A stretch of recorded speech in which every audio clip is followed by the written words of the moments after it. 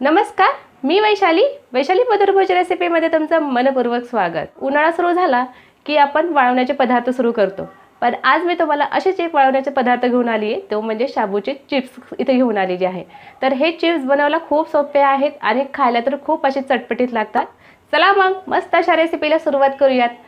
सुरुवात करण्याआधी तुम्ही चॅनलला जर सबस्क्राइब केलं नसेल तर नक्की सबस्क्राइब करा आणि सोबतच बेल आयकॉनवरती क्लिक करा, म्हणजे जेव्हाही मी रेसिपी अपलोड करेल लगेच त्याचं नोटिफिकेशन तुम्हाला मिळत राहील। तर इथे मी 1 वाटी साबुदाणा घेतलेला आहे।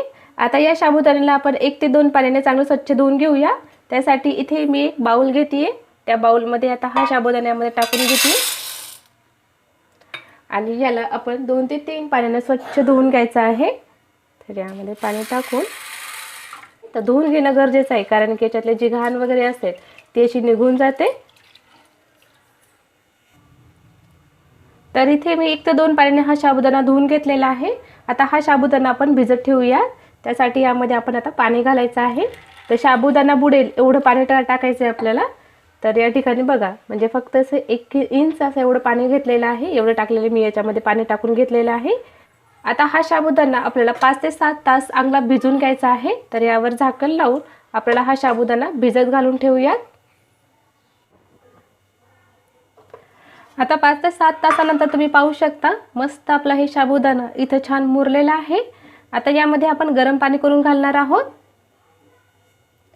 तर पाणी आपल्याला या साबुदाण्यामध्ये किती घालायचं आहे ते सांगणार आहे। तर इथे आपण हे साबुदाणा आपण 1 वाटी साबुदाणा घेतलेला आहे, तर इथे 2 वाटी आपल्याला साबुदाणा पाणी घालायचं आहे। तर यामध्ये आपण 2 वाटी पाणी घालूया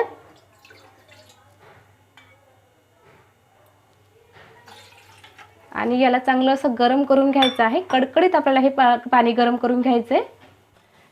तर या ठिकाणी बघा, आपल्या पाण्याला छान अशी उकळी आलेली आहे। आता इथे गॅस बंद करून घेऊया। आता हे पाणी आपण या साबुदाण्यामध्ये टाकून घेऊया।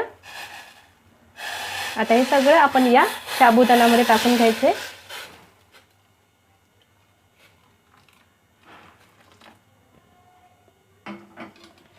तर इथे मी हे सगळं साबुदाण्यामध्ये पाणी टाकून घेतलेलं आहे।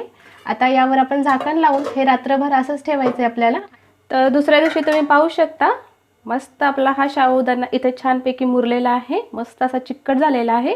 या पद्धतीचाच आपला हा साबुदाणा लागतो आणि छानपैकी आपला हा साबुदाणा चांगला मुरलेला आहे। तर बघा, तुम्हाला दाखवते साबुदाणा आतपर्यंत खूप छान असा मुरलेला आहे। अगदी असा छान मॅश होतोय आपला हा साबुदाणा। तर असाच आपल्याला हा साबुदाणा पाहिजे। आणि त्याचबरोबर इथे मी हे उकडलेले 4 बटाटे घेतलेले आहेत। तर 1 वाटी मी साबुदाणा घेतलाय, तर इथे 4 बटाटे घेतलेले आहेत, मध्यम साईजचे उकडलेले बटाटे घेतलेले आहेत। आता हे बटाटे आणि साबुदाणा आपण मिक्सरला बारीक करून घेणार आहोत। त्यासाठी इथे एक मिक्सरचं भांडं घेते। आता यामध्ये आपण हा मॅश करून यामध्ये बटाटा घालायचा आपल्याला। हा अशा प्रकारे जेवढा बटाटा बसेल त्याच्यामध्ये एवढं टाकायचं आपल्याला।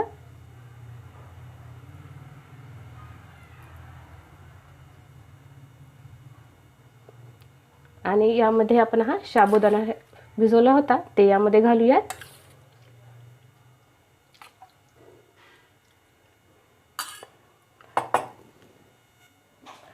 आणि यामध्ये मी थोडेसे जिरे घालते। जिरे आवडत असेल तर घालू शकता, उपासाला जर लागत असेल तर तुम्ही जिरे यामध्ये घालू शकता।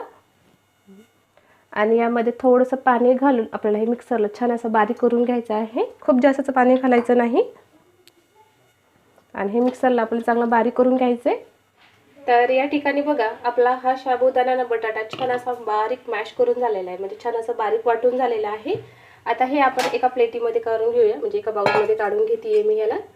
आणि हे बघा, अशा प्रकारे आपल्याला हे चांगलं बारीक करून घ्यायचं आहे। लागलं तर यामध्ये तुम्ही पाणी सुद्धा यामध्ये घालू शकता। तर या ठिकाणी बघा, हे चांगलं असं बारीक करून झालेलं आहे। अशाच प्रकारे आपण सगळं राहिलेला साबुदाणा आणि बटाटा तेही मिक्सरला बारीक करून घेऊया। तर या ठिकाणी बघा, मी अशा प्रकारे हे सगळं वाटून घेतलेलं आहे, मस्त असं बारीक वाटून घेतलंय। आता यामध्ये आपण चवीनुसार मीठ घालूया। तर यामध्ये मी चवीनुसार मीठ घालते आणि यामध्ये मी थोडंसं लाल तिखट घालते। लाल तिखटच्या ऐवजी तुम्ही मिरच्यासुद्धा यामध्ये वाटून तुम्ही घालू शकता, ते आणि हे छान लागतं. आणि यामध्ये मी थोडंसं लाल तिखट घालून आपण हे व्यवस्थित मिक्स करून घेऊया. आता हे व्यवस्थित चांगलं मिक्स करून झालेलं आहे. तर इथे मी एक पायपिंग बॅग घेतलेली आहे. जर तुमच्याकडे अशी पायपिंग बॅग नसेल तर तुम्ही दुधाची पिशवी घेतली तरी चालेल. आता याच्यामध्ये आपण हे टाकून घेऊया. ग्लासमध्ये टाकायचं आहे आणि याला व्यवस्थित असं हे करून घेऊया. आता यामध्ये आपण हे बॅटर तयार करून घेतलं होतं ते यामध्ये घालूया आणि याच्यामध्ये टाकून घ्यायचे आपल्याला अशा प्रकारे.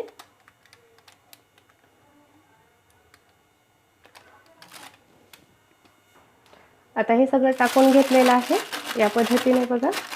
आता हे सगळं टाकून घेतलेलं असं बांधून घ्यायचं याला. तर इथे मी एक पन्नी घेतलेली आहे, यावर आपण हे असे टाकून घेऊया. छोटे छोटे असे बॉल म्हणजे टिपके टाकून घ्यायचे आहेत. आपल्याला अशाच प्रकारे छोटे छोटे असे टिपके टाकून घ्यायचे, जसे आपण रांगोळीला टाकतो तसेच टाकून घ्यायचे आहे. खूप छान ही रेसिपी लागते आणि जर उपवास वगैरे असेल तर पटकन तुम्ही असे हे तळून खाऊ शकता. खूप छान लागतात हे आणि कडकडीत उन्हामध्ये 2 दिवस छान असे वाळून घ्यायच्यात आपल्याला.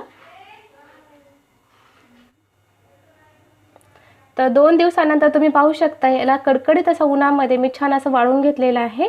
तर वाळून घेतल्यानंतर याचा आकार तुम्ही पाहू शकता, मस्त असा वाट्या टाईपसारखा याचा आकार तयार झालेला आहे आणि हे तळल्यानंतर असे छान असं डबल तयार होतात. आता हे आपण तळून घेऊया. तर इथे मी कढईमध्ये तेल गरम करायला ठेवलेलं आहे. तेल आपलं चांगलं गरम झालंय. आता यामध्ये आपण हे टाकून घेऊया. तर बघा मस्त असं तेल तापलेलं आहे. तर बघा मस्त असे तळल्या जातात आणि खायला तर खूप असे टेस्टी लागतात. बघा खूपच छान असे तयार झालेत. याला आपण आता प्लेटीमध्ये काढून घेऊया. अजून याला मी तळून घेते. तर बघा मस्त असे तळल्या गेले आहेत आणि मस्त असे पांढरे शुभ्र असे झालेले आहे.